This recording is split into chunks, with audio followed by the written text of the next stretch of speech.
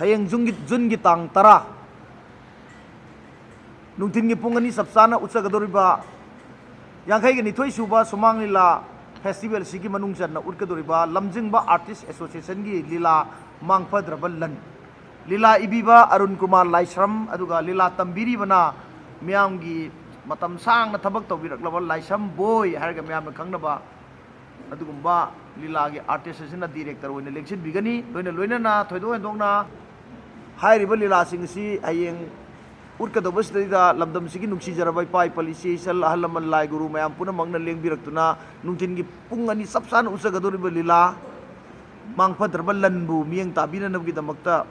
koi miyam nge famda paujan thamjari loina na hojik pangthokjari ba mami asi aikoi gi sumang lila gi horumdaida tengban ba mapu stage subu konbiriba sona pung subu konbiriba tengban mapu gi mafamda aikoina mangjauna na aikoina ira thongni jabagi mami duni aikoina uji utsari se aduna masi sumang lagi sanabi amoina pangthokduna lakpani aduna uji tawriba simakto sumang lasi satharakpada akoigi juri oibiriba akoigi inart ki lamda juri oibiriba waza lingchan biduna leibiri mangna sumiyeng tabiri bani maram aduna asigumba ira thongni asi karigi damta pangthoklibano na hai targadi hayeng miyamna lakpiba matamda soida ngamdanaba lila sanajarakpa matamda soida ngamdanaba loinana lila ase festival asigi lal oiba lila mongda sananabgi damakta asigumba mangjauna na tengban bugi phomda sangjadana asigumba lila ase akoigi soidanaba ngamdanaba miyam mi lakadaba khudimangna nungsi sanana yengbinanabgi damakta pangthokpa ira thongni gi thoramni amjingba artist association today nongna best production gi award phamdana kari phangibdo panthau sangai na akoigi sanagi balilada 2000 kya no dubo boy 23 ro 22 ro hoy 23 wa 22 ram du walida 23 oh 2023 gi oh lan torom dagi na to lan torom dagi da best production gi award phangiba adagi di akoigi matam sang ni lila yaurudraba sumang ilagi di ningthau ni phagi gi ningthau ne na hainariba mithai saba akoigi miyamna ozaira board haga khangna bibo oza sina best director su taba aduga best comedian su taba aduga lila group tu neba akoi hayeng utkadoise jun gi tarik tara da utkadoise adai de miyamna thodoe nongna uring mepi sabi ga haina ba adagi di kala bazar gi angau bi saba ga haina ba boy muzafuri ilaga lerise mana director hoidoi ne ba hayeng gi utkadoi la se lila gi maming na mangpadraba lan lila su ibiri bana akoi arun kumar laisram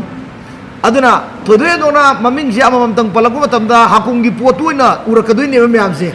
hakum production ga phangi baduina urakadoi ni myam na hakum da production phangi edna myam si lakna bidoi ne bako aduna handa kisuju hakum ge dumaina production phangba ya balila amani kai noi mang bra haiba khanjai dam khan bro boy khan bro khaliko boy dai wa am ta hangjage ko aduna hakum gi akoigi panthau sangai da tawgiba riasel duga adagi di handak tawba riasel duga kana ani henge ba samane dum hadak su yam kana dum khoi hona jai samana ja hakum na kamai to ko hone kumsi na kamai to hone kitang hai bi bro hakum di yamna matam yamna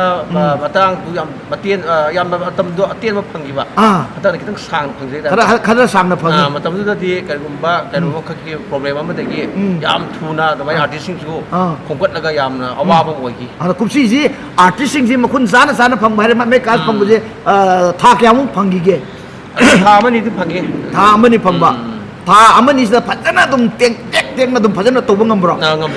ngami ko ada kapning ba nongning ba aki ba tujung ba nungsi ba nungai ba hai ba matik ba yai du lila se lo yaw bro lo yaw ai khanse kana na yam non doi no koi uza le re koi no ma le ri kanta ga akoi uza ga sibo mapam chaga sabro sadi mapam sadi character ma character mo tungan ba sida hai ko di nungai nate le akoi asa mang la doi ni ra ko ismar adu ye sarak ba adu ye sarak ga mang sunar bu yak thi nungai doi ne ba ko adu gi wanida ado akoi go za akoi gi yamba haitare akoi gi uzaira bot mithai saba palle saubi be ade ko mithai saba har ga dibi angang dei nu bi ne khang da amta leita ba जीवन मला की मिठाई साबत जीवन मला दना तो दुबो जीवन मला की मिठाई साबत जीवन मला है लीला सिदी खंग दबम त लेते हदक से आगा बीजे सिगी अकोई की करे है इंटरव्यू लो रुब तब जीवन मला से अंगक प फंगना हदक करी कोई करे है तारे मधुगी लीला दो नांगी कमाई तो को विरी नो गायना अंगक प तुम यावे बको अदुना जीवन मला दगी तादबा अदगी दी कोई की करे है तारे पथोक संगाई दगी तादबा कोमिक ला हदक कुम दुसी करी आई तो रोई थे खरा हेगत तेरा ताथा तो रे बा आई तो कुछ उदा खंग दिए खंग दिए में पाकुम ने में फजर बरा अदु जो खंग दिए आई जो खंग दिए है जदी मरो उ ले को अदुरा फजना उबसु याय फजना उबसु याय को अदु खंग दिए से समझ को सिना डायलॉग लीला की डायलॉग ओइदे हे ओइ हाकुम दौनगा दुमाइना नुंगाइना उतगा उथोरदी अस यामना नुंगाइनी को कोइजे lại nông tông mấy ta lai hoi lai gi nong dam budi ngai la se ado se do mayam sigi sum ulei ba kholei ba ya sen to bo khop se de nang senior artist amoina dum mai chen na ram ngani hai tai akoi gi hemlet ko scenery ne tam ta hemlet se mana boina ga khara direction pi sen nang khara matiang pang sen bo yaw bro yam pang ne tam ta yang pang kamai kya pang ge boy hai lo share lo ne to bas par sia lo wa ba share lo ne nang ji hai tie ga na lo re ra du nang mai matiang pang re lo re no kamai to bro boy ji direction to bo yaw di ai khara tak sen ge ga bo kan to re ra लेदना मांग further लन सिदा माना कमाई तो सिया पुथोरा का नवंद माना मतिंग पांगबिरक पसे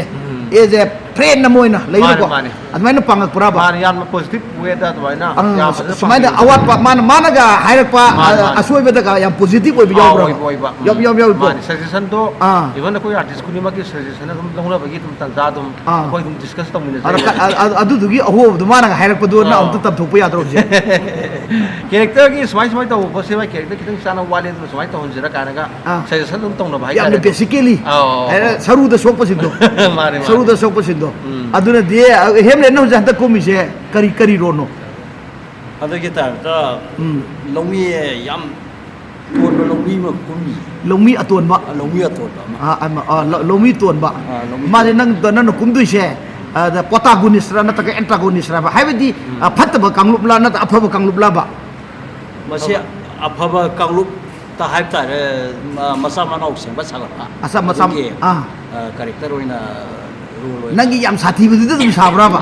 अदुदी मसे अमता याउत्रे या हतक साथी साथी फबरोम दा साजु साथी दा फबरोम दा ले रे मसा मनाउ से को लोमी मोइने ले रे बा सा मांगी कैरेक्टर का मांगी कैरेक्टर कितन खेंदर को बाबा ममांग गई कुंगी बा कैरेक्टर दगी अनोबा कैरेक्टर म उगदरा दक्षे याम तोंगाले अदुनी प्रजाम याम नंगाइरी दि लेदर को हाकुंगी पोतु हजल जन उगे दे को येंगिंग दे ना हाकुंगी पोतु समाइन वोंथो थारे दे बोलेरो जो मॉडिफाई तोरका दखरा फजबु निंद्रो ओक्टोरिक शो जो मॉडिफाई तोरका फैरा अदमाइना मॉडिफाई खरा तोरबरा सिनीदा अदमाइना भबोक के ऑडियंस की केनो दे मियेंग दे खरा दे से अहोम बदि ला अद रिएक्शन से नंग नबुक निंग पेंजगी ब्राबा रिएक्शन से पेली यम नुआय फजना अखोगी बॉय नुपी साबी बॉय से डायरेक्शन फजे तोइरे तवे यम फजे तोब्रा हंदकती ngara gyo अखोगी ngasi urki bali la du जो अखोई तारो बिंद्रो ना अखोगी डायरेक्शन तोई तारो बिंद्रो डायरेक्शन तोए से पाउता बदगी बॉय से तोरी ना बा नसदि अदुगी दी नुपी की सकम लाबो काबू ने सेक्रेटरी होय बा डायरेक्टर होय जे खर तांगी दना माने अदु वो अखोई बॉय बुदी नुपी साबी ने हाइबे आदे माय ममिंग की हमसा दे बाय बबिग जे बॉय नि दना बॉय नि नमा नुपी साजरगा सु बॉय ने बको अदु बुदी अदाइना हाइरे सिंगले हाइबगी माइना डायरेक्टर ओइ जबना सदि दा करम वखलो दो ओइनो सुमना मयाम सुम तातो तोमिना बगी सुम ओइनो जो गुनु सिबिबा माने अदुगिना दो आई मग नै हाइरे कोलेना दमाइ तोजबगी सदि लीलागी लीडर अमजु ओइरोबनिना हा लीलागी से लमजिंग बा आर्टिस्ट एसोसिएशन नंग न सेमबनी को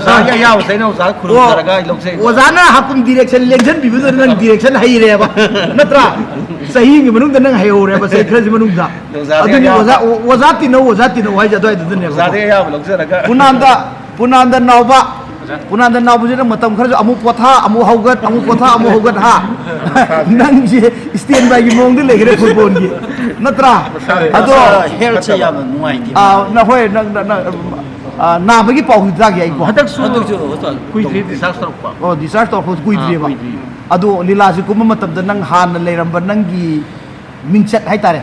ꯅꯪꯒꯤ ꯂꯤꯂꯥꯗ ꯂꯩꯔꯝꯕ ꯅꯪꯅ ꯁꯦꯝꯒꯠꯂꯝꯕ ꯐꯥꯎꯟꯗꯦꯁꯟ ꯃꯌꯥꯝꯗꯨ ꯍꯟꯗꯛꯀꯤꯁꯤꯗ ꯑꯃꯨꯛ ꯄꯨꯊꯣꯔꯛꯄ ꯃꯇꯝꯗ ꯈꯔ ꯍꯦꯟꯒꯠꯀꯅꯦꯅ ꯈꯟꯕ꯭ꯔꯥ ꯅꯠꯇ꯭ꯔꯒ ꯇꯥꯊꯒꯅꯦꯅ ꯈꯟꯕ꯭ꯔꯥꯕ ꯑꯣꯖꯥ ꯑꯗꯨꯝ ꯅꯨꯡꯉꯥꯏ ꯀꯨꯏꯅ ꯄꯣꯊꯥꯔꯕ ꯃꯇꯨꯡꯗ ꯍꯟꯗꯛ ꯗꯥꯕꯣꯏꯅ ꯑꯃꯨꯛ ꯍꯥꯏꯗꯤ ꯑꯩꯉꯣꯟꯗ ꯑꯃꯨꯛ ꯍꯧꯅꯅ ꯑꯃꯨꯛ ꯍꯧꯔꯛꯄꯁꯤꯗ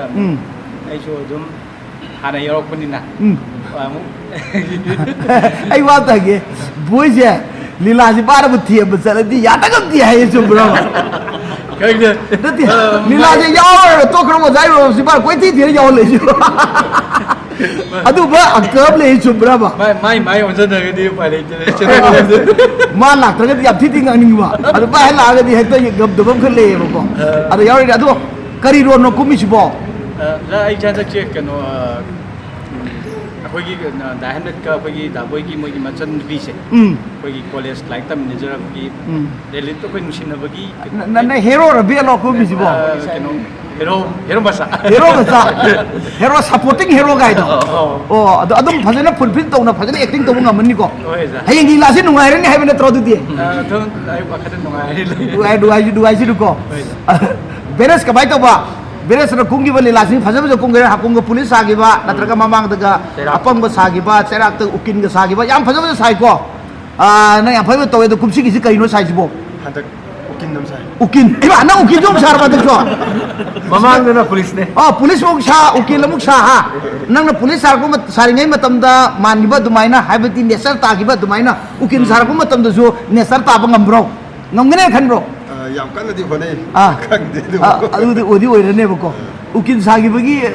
ꯃꯇꯦꯛ ꯑꯃꯇ ꯍꯥꯏꯔꯛ ꯌꯥꯒꯗ꯭ꯔꯣ ꯅꯠꯇꯦ ꯍꯌꯦꯡ ꯎꯠꯀꯗꯧꯗꯣ ꯍꯌꯦꯡ ꯃꯦꯀꯞ ꯇꯧꯔꯒ ꯎꯠꯄꯅ ꯑꯃꯅꯤꯗꯅ ꯃꯦꯀꯞ ꯇꯧꯗ꯭ꯔꯤꯉꯩꯗ ꯎꯠꯍꯧꯕꯅ ꯑꯃꯅꯤꯗꯅ ꯃꯗꯨ ꯑꯝꯇ ꯃꯇꯦꯛ ꯑꯃꯇ ꯊꯝꯃꯝ ꯌꯥꯒꯗ꯭ꯔꯥꯕ ꯌꯥꯗꯦꯗ ꯊꯝꯃꯣ ꯍꯦꯔꯣ ꯃꯆꯥ ꯑꯃ ꯗꯥꯁꯣꯏꯅ ꯉꯥꯡꯒꯗꯧꯕ ꯎꯀꯤꯟꯒꯤ ꯑꯦꯚꯣꯀꯦꯠ ꯐꯨꯜ ꯐꯣꯝꯗꯨ ꯍꯥꯏꯕ ꯑꯦꯚꯣꯀꯦꯠꯀꯤ ꯐꯨꯟꯐꯝꯅ ꯀꯟꯅ ꯈꯪꯗꯦ ꯍꯌꯦꯡ ꯂꯤꯂꯥꯗ ꯌꯥꯎꯕ ꯃꯆꯪ ꯑꯣꯏꯕ ꯗꯥꯏꯂꯣग ꯃꯔꯤ ꯃꯉꯥꯗ ꯍꯥꯏꯔꯛꯑꯣꯕ ꯂꯩꯅ ꯍꯧꯖꯤꯛꯇꯤ ꯃꯪꯗꯣꯏꯅꯤꯅꯦ ꯑꯩꯈꯣꯏ 하요 하면서 당하이 하이도 하이로. 하이면서 남 야다. ꯆꯠ ꯍꯥꯏꯔꯣ ꯕꯦꯅꯁ ꯍꯥꯏꯔꯣ ꯕꯦꯅꯁꯀꯤ ꯗꯥꯏꯂꯣग ꯃꯇꯦꯛ ꯑꯃ ꯇꯥꯔꯁꯤ ꯍꯧꯖꯤꯛ ꯑꯩꯈꯣꯏ ꯃꯌꯥꯝ ꯑꯦꯚꯣꯀꯦꯠꯀꯤ ꯐꯨꯜ ꯐꯣꯝꯗꯣ ꯑꯗꯨꯝ ꯍꯥꯏꯌꯦ ꯍꯥꯏꯔꯣ ꯅꯪ ꯑꯦꯗꯚꯣꯀꯦꯠ ꯍꯥꯏꯔꯤꯁꯤꯒꯤ ꯐꯨꯜ ꯐꯣꯝ ꯀꯩꯅꯣ ꯑꯩ ꯅꯪ ꯁꯤꯅꯧꯗꯅꯦ ꯅꯪ ꯑꯦꯗꯚꯣꯀꯦꯠ ꯍꯥꯏꯔꯤꯁꯤꯒꯤ ꯐꯨꯜ ꯐꯣꯝ ꯀꯩꯅꯣ ꯉꯁꯥꯏ ꯇꯝꯕꯗ ꯌꯥꯎꯗꯦꯕ ꯇꯝꯕꯗ ꯌꯥꯎꯗꯦ ꯑꯁꯦꯡꯕꯗ ꯁꯥꯟꯅꯕ ꯑꯩ ꯍꯥꯏꯒꯦ ꯑꯦꯗꯚꯣꯀꯦꯠ ꯍꯥꯏꯕꯒꯤ ꯐꯨꯜ ꯐꯣꯝꯗꯤ active directive volunteer offering, clever, argumentative, talkative, enemies of injustice ꯍꯥꯏ ꯄꯨꯝꯅꯃꯛ ꯑꯁꯤꯒꯤ ꯃꯅꯨꯡꯗ ꯅꯪꯉꯣꯟꯗ ꯁꯛ ꯃꯆꯦꯠ ꯑꯝꯇ ꯄꯛꯇꯦ ꯍꯥꯏꯕꯁꯨ ꯑꯩ ꯃꯦꯠꯁꯤ ꯁꯥꯔꯒꯤꯗꯤ ꯌꯥꯝ ꯂꯥꯏꯔꯤ ꯁꯥꯔ ꯀꯥꯟꯗꯒ ꯄꯥꯏꯔꯣ ꯀꯥꯟꯗꯣ ꯁꯥꯔ ꯉꯁꯤꯗꯒꯤꯅꯦ ꯑꯩ ꯑꯦꯚꯣꯀꯦꯠ ꯑꯣꯟꯊꯣꯛꯑꯒꯦ ꯎꯔꯛꯀꯦ ꯁꯨꯝ ꯁꯤꯟꯅꯕꯤꯔꯣ ꯁꯥꯔ ꯑꯗ ꯀꯥꯟꯇꯅ ꯀꯔꯤ ꯁꯥꯏꯕ ꯑꯩꯁꯤ ꯎꯀꯤꯟ 우kin soinawraba ꯇꯝꯈꯠꯂꯛꯄ nungai ukila sajinuna ꯄꯩꯁꯥ ꯑꯃꯗꯤ ꯆꯥꯕ ꯑꯃꯗꯤ ꯆꯥꯕ ukinda kadar tawbi haiba ukin masada bo karda taw haiba public te dilai thokadana adu bagi ukilam saineba adu nang nam hauja kumgi ba comedian gi role mayam du kumsi kumdu comedian role jiga kanani heni khalge nang phaja kumgare na nang sifai kaknaw ba sabdai ureba ꯑꯩ ꯁꯤꯅ ꯍꯦꯟꯅꯤ sini hengadra ꯑꯗꯨꯗꯤ ꯑꯣꯖꯥꯔꯨꯟ ꯀꯨꯃꯥꯔꯅ ꯅꯪ ꯌꯦꯡꯉ ꯏꯈ꯭ꯔꯖꯥꯠꯂꯥ ꯀꯃꯥꯏꯅ ꯇꯧꯕꯅꯣ ꯑꯣꯖꯥ ꯏꯔꯥꯕꯨꯛꯀꯤ ꯏꯔꯛꯄ ꯑꯗ ꯑꯩꯅ ꯃꯃꯩ ꯁꯝꯖꯕ ꯑꯗꯨꯗꯤ ꯑꯩꯈꯣꯏ ꯑꯣꯖꯥ ꯏꯔꯥꯕꯨꯅ ꯑꯩ ꯅꯍꯥꯔꯣꯟꯗ ꯀꯨꯝꯍꯜꯂꯨ ꯍꯥꯏꯔꯝꯃꯅꯤ ꯅꯍꯥꯔꯣꯟꯗ ꯀꯨꯝꯍꯜꯂꯨ ꯍꯥꯏꯗꯅ ꯅꯍꯥꯁꯤꯅ ꯑꯣꯏꯈꯤꯕ ꯋꯥꯅꯦꯕ ꯅꯠꯇ꯭ꯔꯥ ꯕꯣꯕꯣ ꯀꯨꯝꯃꯤꯁꯤ ꯀꯩꯅꯣ 오자나 꾸머 리티아르 또 사도록. ꯑꯣ negative ꯔꯣꯜꯅꯦ 네게티브 Hamu hana dagi khara lekhat bro hana dagi phaba tabra nataga phataba tabra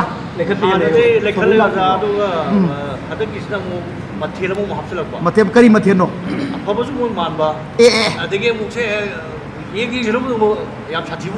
asa akoi gi phataba sabada he na mana bai na phawong chaba afaba du phataba du oramba adu maro ne ba nagi ro ji yap thi na lui he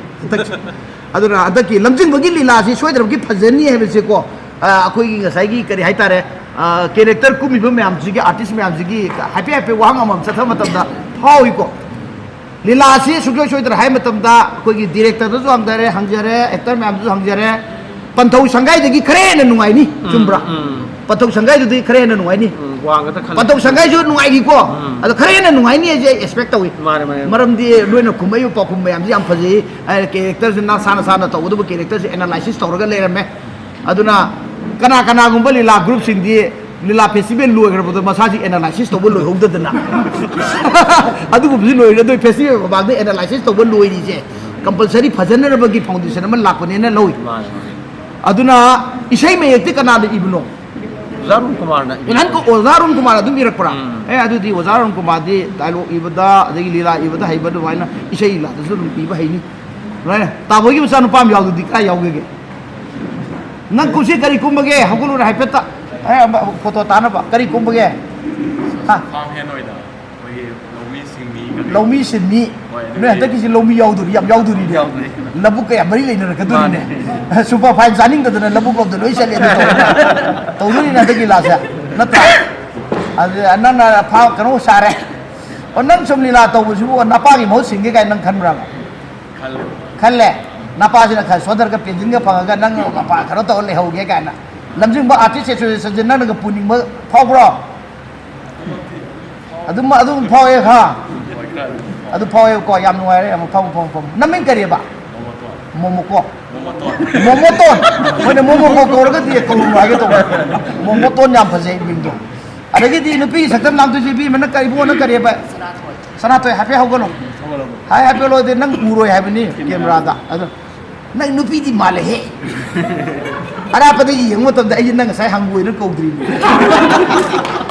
kaudri ne ba do nang di nupi sa dra ju yare nang sa ni hai do nang nupi sa do na tro nang sa do ju yare em phajare ba ado nasa pudi phajare do ron mu kamai to ge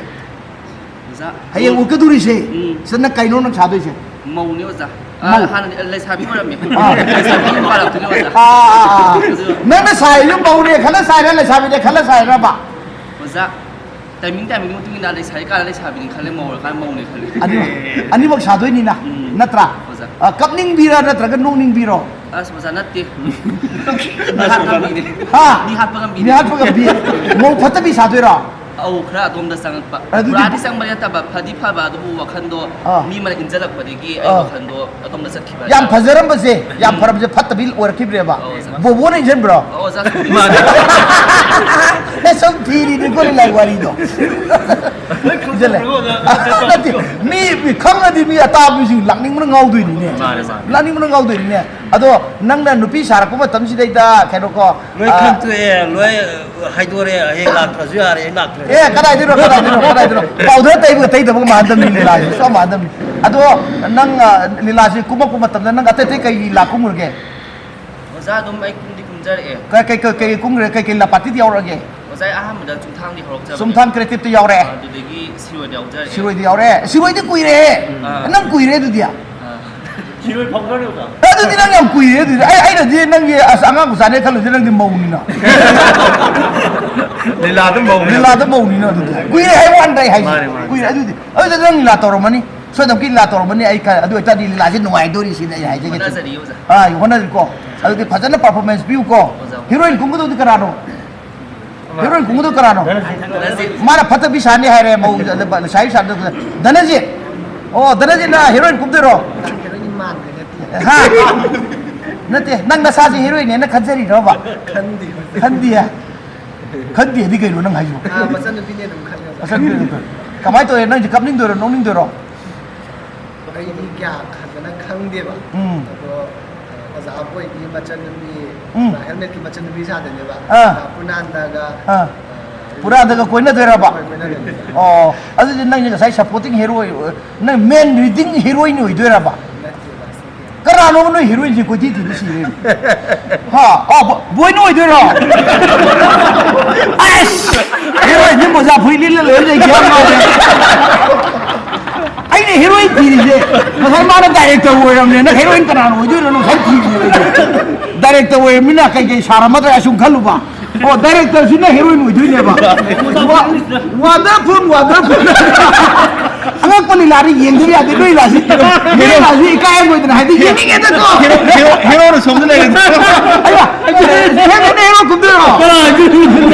ꯅꯆꯤꯟ ꯊꯤꯕ ꯅꯪ ꯉꯁꯥꯏ ꯍꯥꯏꯗꯤ ꯂꯧꯕꯤ ꯁꯥꯗꯣꯏꯅꯣ ꯑꯗ ꯉꯁꯥꯏ ꯀꯣ ꯍꯥꯏꯔꯣ ꯑꯩꯗꯤ ꯍꯦꯔꯣꯒ ꯍꯦꯔꯣꯏꯟꯒ ꯊꯤꯕꯗ ꯁꯤꯔꯦ ꯉꯁꯥꯏ ꯊꯤꯔꯤꯁꯦ ꯍꯦꯔꯣ ꯍꯦꯔꯣꯏꯟ ꯊꯤꯔꯤꯁꯦ ꯑꯩꯅ ꯅꯠꯇ꯭ꯔꯥ ꯑꯗꯩꯗꯤ ꯐꯔꯦ ꯅꯣꯏ ꯑꯅꯤꯅ ꯀꯨꯝꯃꯗꯤ यानी नोई तो बल्ले हेरो तो कुमकते हमने हेरो ने खंड बतो हम नंग मसे मसे ते हम कुमम ने तंग मपुम कुम दुई ने हाय ना हेरो दि मसे मसे हम कुम दे अरे मसे मसे हम कुम ना तक दि मपुम ने कुम दुई जा अदु इता दि फगल ले याम फगल ले बोन जा याम नुआय रे अदे दि इसै दि कई मी को गेन मंगिराज याम तारम नि को मंगिराज ना सकपा इसै फजो जन ले गबि नंग सकी बे इसै मनु दा कर मन खाई फजे खदि जों दा नते नंग ममांग सकी बिसै मैम दुदगी हंदक किसने इफा फजदोराबा थैंक यू वंडरफुल हाय तारे अदु नमतियल सबुद अंत सौने हुजिक सौ मै यावदना मै अखिल ꯑꯩꯈꯣꯏꯒꯤ ꯖꯕꯣꯏꯒꯤ ꯐꯦꯃꯤꯂꯤ ꯍꯥꯏꯇꯥꯔꯦ ꯑꯣꯖꯥ ꯐꯦꯃꯤꯂꯤꯒꯤ ꯏꯃꯨꯡ ꯃꯅꯨꯡꯁꯤꯅ ꯑꯩꯈꯣꯏꯒꯤ ꯗꯥ ꯁꯣꯅꯤ ꯌꯧꯔꯛꯇ꯭ꯔꯤ ꯍꯥꯏꯇꯥꯔꯦ ꯗꯥ ꯁꯣꯅꯤ ꯕꯣꯏꯁꯨ ꯌꯥꯎꯕꯅꯦꯕ 소리 보시 여보 예 너희 파티 가이드 되나 ꯗꯥ ꯁꯣꯅꯤꯅ ꯑꯩꯈꯣꯏ ꯃꯥꯒꯤ ꯇ꯭ꯔꯦꯅꯤꯡ ꯆꯠꯂꯝꯗꯥꯏꯗ ꯊꯥꯗꯣꯛꯑꯝꯗꯥꯏꯗ ꯃꯇꯦꯡ ꯑꯃꯈꯛ अंत सलो ꯁꯣꯏꯕ ꯌꯥꯎꯁꯨ ꯉꯥꯛꯄꯤꯌꯨ ए कायना मैसा नतेने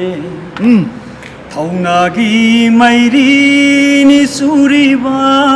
वाह वाह थौजाल इरी पुदुना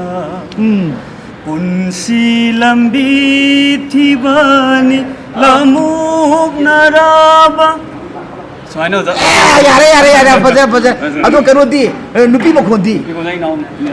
कन्नक मिन कइबा कई लमदे नो नबो इनो इदो अखोई केंद्रनी ने हैमा ना कोन कई ला द सागे लीला टाइम स्टार्ट दा मनी सेवे अदगी एका ट्रेंड मनी मगा सिदा ओ नंगना कनोदने अखोई गिने वो कोरों तो तौर किनु गाय को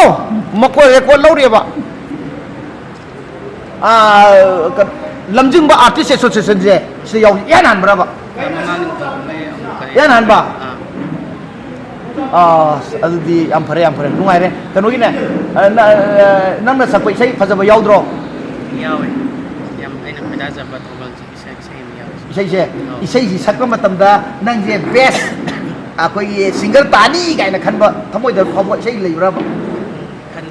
खल्ले को ताबा तादबद्रो बनी खनबदुदी फैदना खल्लगा तबदम नत्रा अदो इसे एंद सलोंने नंग तागदब तो सलो येगे